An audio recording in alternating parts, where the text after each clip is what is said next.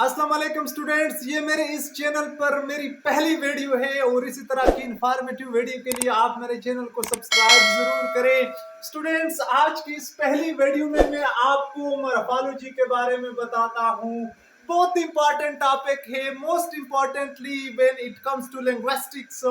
तो लिंग्विस्टिक में इसका बहुत ज्यादा किरदार है और इसके अलावा ग्रामर में भी जो है ना ये अपना एक फंक्शन परफॉर्म करता है। इसी वजह से मैंने आज चूज किया कि मैं आपको इसका जो है ना मुकम्मल तौर पर पोस्टमार्टम कर दूं। स्टूडेंट्स, कंडीशन ये है कि आप वीडियो एंड तक मेरे साथ देंगे।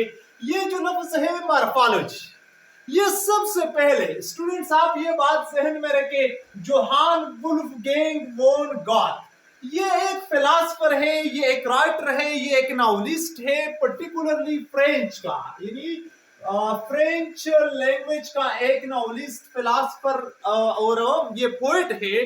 तो इसने स्टूडेंट सबसे पहले ये जो लफ्ज था मॉर्फोलॉजी का, ये इसने यूज किया था, लेकिन बायोलॉजिकल कॉन्टेक्स्ट में। ये बात आप जहन में रखें, ये इसने बायोलॉजिकल कॉन्टेक्स्ट में यूज किया था। ये मॉर्फोलॉजिकल, ये जो पर्टिकुलरली जो हम आज पढ़ते हैं लिंग्विस्टिक के सेंस में या ग्रामर इन इंग्लिश लैंग्वेज के सेंस में, उसने यूज नहीं किया था। बात समझ में आती है स्टूडेंट्स? इसके बाद जो है ना स्लोली एंड ग्रेजुअली ये लफ्ज जो है ये इंग्लिश लैंग्वेज में आया और लिंग्विस्टिक में इसका बहुत ज्यादा इस्तेमाल है। ठीक है स्टूडेंट्स, आज जो हम पढ़ते हैं हम इसको यानी from language point of view पढ़ते हैं, हम इसको बायोलॉजिकल कॉन्टेक्स्ट में नहीं पढ़ते हैं।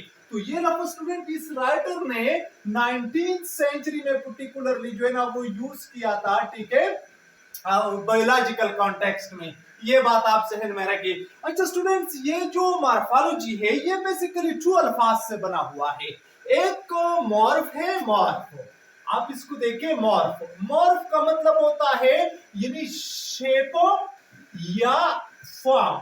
आप इसको देखिए स्टूडेंट्स, किसी भी चीज का जो शेप होता है, स्ट्रक्चर जो होता है या फॉर्म हो, यानी ये मॉर्फ। और लोग, ये तो आपको पता है, यानी लोगस या लोग, ये तो आप स्टूडेंट्स को यानी पता है इसका मतलब क्या होता है, यानी स्टडी या नॉलेज, स्टडी ऑफ शेप और फॉर्म। यानी इस सेंस में जो ना हम मॉर्फोलॉजी लिंग्विस्टिक में यूज करते हैं। तो अब स्टूडेंट्स मैं आपको बताता हूं कि मॉर्फोलॉजी में हम यानी किस चीज की शेप या फॉर्म के बारे में जो है ना पढ़ते हैं।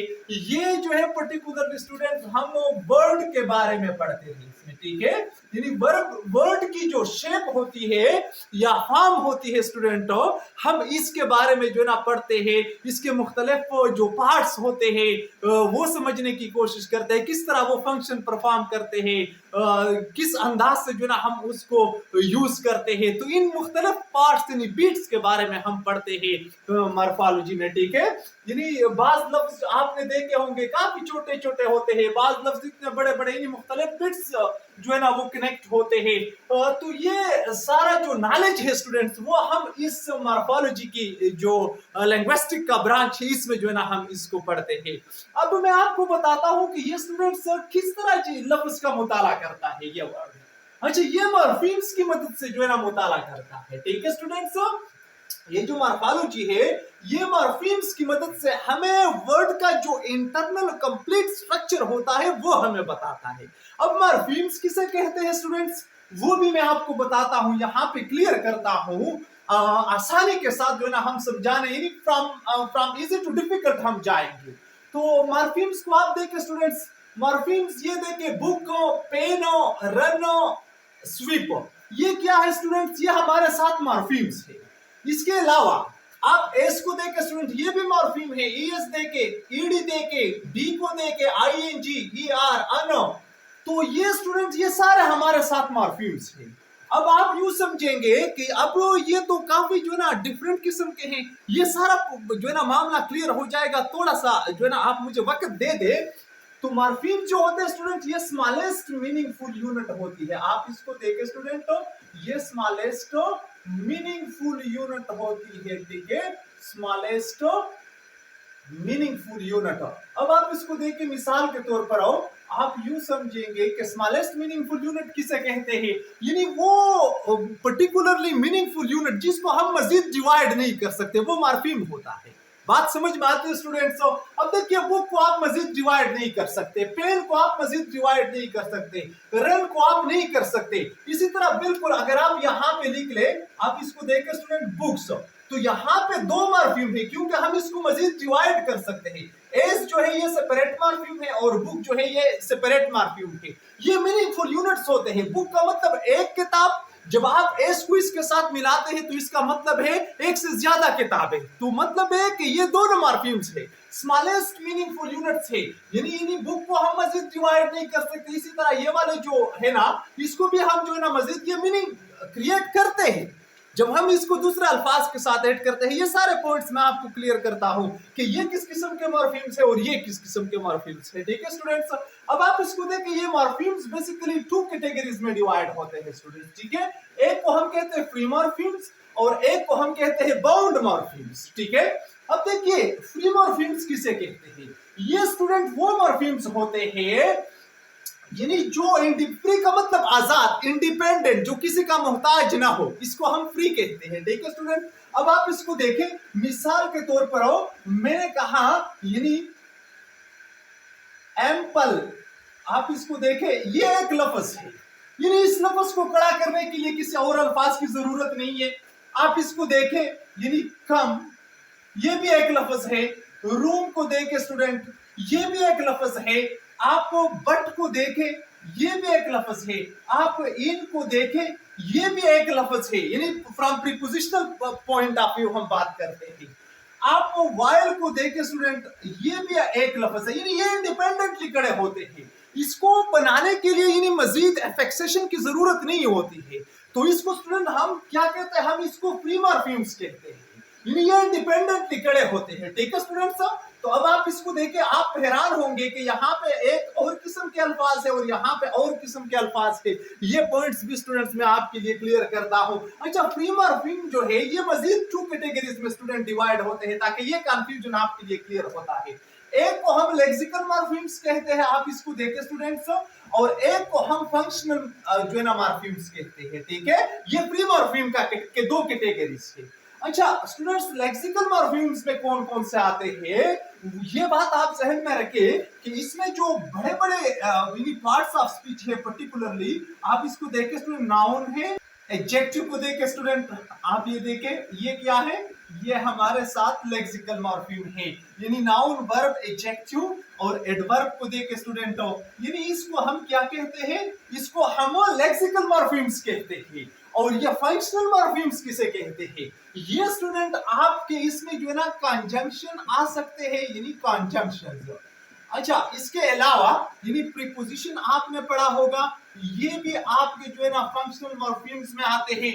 आर्टिकल आपको पता होगा स्टूडेंट्स, आर्टिकल्स भी इसमें आते हैं। प्रोनाउंस जो होते हैं ये भी आपके जो है ना यहाँ पे फंक्शनल मॉर्फीम्स में आते हैं। अच्छा, इसको क्यों हम लेक्सिकल मॉर्फीम कहते हैं और क्यों हम इसको फंक्शनल मॉर्फीम्स कहते हैं, ये भी बताता हूँ। लेक्सिकल जो मॉर्फीम्स होते हैं स्टूडेंट्स, ये काफी पावरफुल होते हैं। आप इसको देखें, नाउन, वर्ब, एडजेक्टिव, एडवर्ब, ये कंटेंट कैरी करते हैं। ये बात आप जहन में रखें स्टूडेंट्स, ये जो अल्फाज है यानी ये कंटेंट या जिसको हम मीनिंग्स कहते हैं, यानी ये कैरी करते हैं। ठीक है स्टूडेंट्स, और ये वाले जो मॉर्फीम्स है यानी ये इसको फंक्शनल मॉर्फीम इसी वजह से कहते हैं क्योंकि ये जस्ट एक फंक्शन परफॉर्म करता है, ये इसी तरह कंटेंट जो है वो कैरी नहीं करते हैं। ठीक है स्टूडेंट, यानी ये जस्ट एक पर्टिकुलर फंक्शन परफॉर्म करते हैं। ठीक है स्टूडेंट्स, इसी वजह से हम इसको फंक्शनल मॉर्फीम्स कहते हैं। अब आप कंजंक्शन को देखें, यानी बट है, वाइल है, ये यानी क्लियर एक जो है ना इसी तरह के मीनिंग्स नहीं रखते जिस तरह के नाउन रखते हैं या वर्ब्स रखते हैं। इसी तरह प्रीपोजिशन को देखें, on, in, at, etcetera, into, ये just for the sake of a particular functions use होते हैं। इसी तरह आप आर्टिकल्स को देखें, a, in, the, he, she, it, students pronouns में आते हैं। तो ये जो है ना इसको फंक्शनल मॉर्फीम्स कहते हैं, ये सेंटेंस में एक पर्टिकुलर फंक्शन परफॉर्म करते हैं। ठीक है स्टूडेंट्स, ये तो बात हो गई फ्री मॉर्फीम की, यानी इसमें एक लेक्सिकल मॉर्फीम्स आते हैं और एक फंक्शनल मॉर्फीम्स आते हैं। और ये जो है ना इसमें noun, verb, adjective, adverb etcetera आते हैं क्योंकि ये जो है ये जो पर्टिकुलर यानी बिग वर्ड्स होते हैं, जो कंटेंट, जो मीनिंग जो है ना वो कन्वे करते हैं। इसको हम क्या कहते हैं स्टूडेंट्स? इसको हम लेक्सिकल मॉर्फीम्स। और फंक्शनल मॉर्फीम में जो है ना ये कंजंक्शन, प्रीपोजिशन, आर्टिकल्स और प्रोनाउंस वगैरह आते हैं जो एक खास और पर्टिकुलर फंक्शंस के लिए जो है ना यूज होते हैं। ठीक है स्टूडेंट्स, अब बात करते हैं बाउंड मॉर्फीम के ऊपर। आप ये देखें स्टूडेंट, बाउंड मॉर्फीम क्या होते हैं? बाउंड मॉर्फीम स्टूडेंट्स ये वो मॉर्फीम्स होते हैं जो मजबूर, यानी जो बाउंड, बाउंड का मतलब गुलाम, मजबूर, यानी जिसके खुद तनहा कोई मीनिंग नहीं निकलते अगर हम इसको यूज करते हैं सेंटेंसेस में। इसको जो है ना मीनिंगफुल बनाने के लिए एक और जो है ना रूट वर्ड होता है वो आप यूज करेंगे, उसके साथ आप इसको अफेक्स करेंगे, टच करेंगे तो तब इसके मीनिंग बनते हैं। ठीक है स्टूडेंट्स, आप इसको देखें, इसमें कौन कौन से आते हैं बाउंड मॉर्फीम में। इसमें आप अन को देखें, ये इन जो है ये भी जो है ना वो यूज होता है, बताता हूं इसको। ठीक है स्टूडेंट्स, अन, इन, इन को देखें स्टूडेंट्स, यानी इर को देखें, ये क्या है? ये बाउंड मॉर्फीम्स है। इसी तरह स्टूडेंट आप एस को देखें, आप डी को देखें, आप ईडी को देखें, आप आईएनजी और इसके अलावा यानी ISH एक्सेट्रा, यानी चिल्डिश या बॉयश, इस सेंस में जो है ना ये भी इसके साथ यूज होता है। तो ये सारे स्टूडेंट हमारे साथ क्या है, इसको हम बाउंड मॉर्फीम्स कहते हैं। बात समझ में आती है? अच्छा, ये बाउंड मॉर्फीम्स जो होते हैं ये स्टूडेंट्स आप जहन में रखें कि ये बाउंड मॉर्फीम ये गुलाम है, ये अपने आप को मीनिंगफुल बनाने के लिए एक रूट वर्ड जो है वो रिक्वायर करते हैं। बात समझ में आती है स्टूडेंट्स? तो रूट वर्ड जो है वो हम किस तरह ऐड करते हैं? जिस तरह आप अन को देके, इंपॉर्टेंट, अनइंपॉर्टेंट, कंप्लीट हो, इनकम्प्लीट हो। अब देखिए एक और लफ्ज जो है ना वो डिमांड करता है, यानी आप इसको देखें, पॉसिबल, इम्पॉसिबल, रेलिवेंट, इररेलिवेंट। ये क्या है स्टूडेंट्स? ये बाउंड है, इनर पास को जो है ना वो डिमांड करते हैं। ठीक है, अच्छा इसको देखे स्टूडेंट्स, आप ये बुआए को देखे, बुआइज, यहाँ पे हम एस या ईडी जो है ना डी या ईडी जो है ना हम सेकंड और थर्ड फॉर्म्स में ऐड करते हैं। आईएनजी को देखे, ये भी हम वर्ब्स के साथ जो है ना ऐड करते हैं। तो ये बात आप स्टूडेंट बेसिकली जहन में रखें कि ये एक किस्म के एफेक्सेशंस होते हैं। ठीक है, ये एफेक्सेशंस होते हैं जो हम रूट वर्ड्स के साथ जो है ना अफेक्स करते हैं, टच करते हैं। बात समझ में आती है? ये जो बाउंड मॉर्फीम है ये बेसिकली एफेक्सेशंस होते हैं, यानी इसको हम एफेक्सेस भी कहते हैं। बात समझ में आती है? ये सारे क्या है स्टूडेंटों? ये हमारे साथों एफेक्सेस है। अब मैं आपको बताता हूं कि ये एफेक्सेस हम कहां पर लगाते हैं और इसका फंक्शन क्या है। ठीक है, अच्छा ये एफेक्सेस बेसिकली दो कैटेगरीज में तकसीम होती है। एक को हम जो है ना प्रीफिक्सेस कहते हैं स्टूडेंट्स, और एक को हम कहते हैं सफिक्सेस। आप ये देखें, अच्छा प्रीफिक्सेस कौन से होते हैं? ये स्टूडेंट वो एफेक्सेशन होती है पर्टिकुलरली जो हम लफ्ज से पहले लगाते हैं। ठीक है, यानी मिसाल के तौर पर आप इसको देखें, यानी अन को देखें, आप इन को देखें, आप इन को देखें, जिस तरह इसके ऊपर हमने बात की, आप ईर को देखें, तो ये क्या है स्टूडेंट? ये प्रीफिक्सेस होते हैं, ये अल्फाज से पहले लगते हैं और अक्सर ये काफी ताकतवर होते हैं स्टूडेंट। ये किसी भी लफ्ज की जो मीनिंग होते हैं वो अपोजिट बनाते हैं। जिस तरह हम कहते हैं इंपॉर्टेंट और अनइंपॉर्टेंट, अब देखिए इसकी मीनिंग जो ना बिल्कुल उलट हो गई। यानी तो ये जो प्रीफिक्सेस होते हैं, प्री का मतलब पहले, यानी जो किसी भी लफ्ज से पहले लगते हैं, इसको हम क्या कहते हैं? ये एफेक्सेशन जो है इसको हम प्रीफिक्सेस कहते हैं। ठीक है स्टूडेंट्स, और सफिक्सेस किसे कहते हैं? सफिक्सेस स्टूडेंट्स ये वो यानी वो एफेक्सेशन होती है जो लफ्ज के बाद होती है। ठीक है स्टूडेंट, जो किसी भी लफ्ज के बाद जो है ना हम लगाते हैं। इसमें कौन कौन से आते हैं? एस आता है इसमें, यानी जिस तरह बुआए, बुआइज, यानी डी या ईडी एक्सेट्रा। इसके अलावा आईएनजी को देके स्टूडेंट, और इसके अलावा आईएसएच एक्सेट्रा। ये क्या है स्टूडेंट? ये हमारे साथ यहाँ पर सफिक्सेस है, क्योंकि ये किसी भी लफ्ज के, यानी यहाँ पे मैं आपको बताता हूं कि ये किसी भी लफ्ज के आफ्टर लगते हैं। ठीक है, और ये किसी भी लफ्ज से पहले, यानी ये बिफोर लगते हैं। अच्छा, तो ये हो गए स्टूडेंट आपके प्रीफिक्सेस एंड सफिक्सेस। अब मैं आपको बताता हूं प्रीफिक्सेस तो इधर जो है ना हम छोड़ते हैं, इसमें से ये जो है ना अन, इन, इम, आई, आर एटसेट्रा ये इसमें आते हैं, ठीक है स्टूडेंट्स। अब सफिक्सेस को मजीद हम स्टूडेंट दो कैटेगरीज में तकसीम करते हैं। एक को हम इनफ्लेक्शनल मॉर्फीम्स कहते हैं और एक को हम डेरिवेशनल मॉर्फीम कहते हैं, ठीक है। ये सफिक्सेस की बात यहां पे करते हैं, यहां पे हम इसको प्रीफिक्सेस को छोड़ते हैं 1 मिनट के लिए, ठीक है। अच्छा, इनफ्लेक्शनल किसे कहते हैं? इनफ्लेक्शनल में वो सफिक्सेस आ जाते हैं। अब देखिए ये क्या करते हैं, ग्रामेटिकल कैटेगरीज, या मैं यहां पे लिखता हूं पार्ट्स ऑफ स्पीच, ठीक है। पार्ट्स ऑफ स्पीच, किसी भी लफ्ज के जो पार्ट्स ऑफ स्पीच होते हैं स्टूडेंट्स, ये यहां पे चेंज नहीं होते हैं। बात समझ में आती है? किसी भी लफ्ज के साथ वो सफिक्स हो जो हम किसी भी लफ्ज के साथ टच करते हैं जिसकी वजह से उसकी ग्रामेटिकल कैटेगरी या पार्ट्स ऑफ स्पीच चेंज नहीं होते हैं, वो सफिक्स, इसको हम इनफ्लेक्शनल सफिक्सेस भी कहते हैं या इनफ्लेक्शनल मॉर्फीम्स भी इसको कहते हैं, ठीक है स्टूडेंट। आप इसको देखिए, मिसाल के तौर पर मैं यहां पे लिखता हूं प्ले, और प्ले से यहाँ पे एक जो है ना हम यहाँ पे एक सफिक्स ऐड करते हैं ईडी। आप इसको देखें स्टूडेंट, तो ये क्या हो गया, प्ले भी यहाँ पे हमारे साथ वर्ब है और ये प्लेड भी हमारे साथ वर्ब है। आप इसको देखें, यहाँ पे स्टूडेंट इसकी ग्रामेटिकल कैटेगरी या पार्ट ऑफ स्पीच चेंज नहीं हो गई, यानी प्ले से नाउन नहीं बन गया। बात समझ में आती है? तो ये वाला जो ईडी है ये हमारे साथ यहाँ पे स्टूडेंट इनफ्लेक्शनल मॉर्फीम है या इनफ्लेक्शनल सफिक्स है, ठीक है।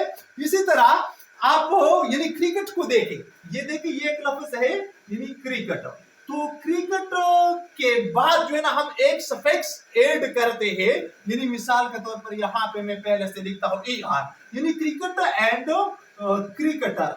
तो आप देखिए स्टूडेंट्स, यहाँ पे क्रिकेट के साथ हमने ये एक सफिक्स जो है ना वो ऐड किया ई आर, तो ये ए आर जो है ये हमारे साथ स्टूडेंट इनफ्लेक्शनल मॉर्फीम है या इनफ्लेक्शनल सफिक्स है। क्यों? क्योंकि ये भी नाउन है हमारे साथ और ये क्रिकेटर जो है ये भी हमारे साथ नाउन है, यानी इन दोनों की जो है ना ग्रामेटिकल कैटेगरी एक रहती है, ये चेंज नहीं होता है। इसको स्टूडेंट्स हम क्या कहते हैं, यानी इन दोनों को, यानी प्ले से प्लेट यानी ईडी और ए आर जो है ये हमारे साथ इनफ्लेक्शनल सफिक्स है, ठीक है स्टूडेंट्स। अच्छा, डेरिवेशनल में कौन कौन से आते हैं? डेरिवेशनल में स्टूडेंट वो सफिक्सेस आते हैं जो किसी भी लफ्ज की ग्रामेटिकल कैटेगरी चेंज करते हैं। बात समझ में आते हैं? मिसाल के तौर पर आओ, यहां पे मैं एक लफ्ज लिखता हूं यानी लव, आप देखिए स्टूडेंट, तो लव ये हमारे साथ एक वर्ब है बेसिकली, और ये लव जो है यहां पे मैं इसके साथ एक सफिक्स ऐड करता हूं, यानी एल वाई मैंने ऐड किया, तो ये एल वाई क्या है स्टूडेंट, आप इसको देखें, यानी लव ये वर्ब है और ये लवली जो है ये हमारे साथ यहाँ पे एडजेक्टिव है। तो आप इसको देखें स्टूडेंट्स, यानी एल वाई ने इसकी ग्रामेटिकल कैटेगरी जो है वो चेंज कर दी, तो इसको हम डेरिवेशनल यानी सफिक्स या डेरिवेशनल मॉर्फीम कहते हैं, ठीक है स्टूडेंट। आप काइंड को देखिए, ये एक और लफ्ज है, ये मैंने यहाँ पे लिख लिया, काइंड क्या है स्टूडेंट, ये हमारे साथ यहाँ पे एडजेक्टिव है, और काइंडनेस को आप देखिए, काइंडनेस इसके साथ मैंने एक और सफिक्स जो है ना वो नेस, NESS।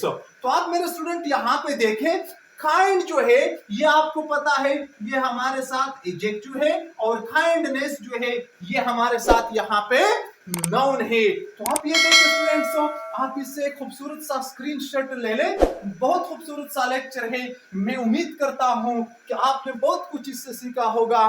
मेरे साथ रहने का बहुत बहुत शुक्रिया। अल्लाह हाफिज।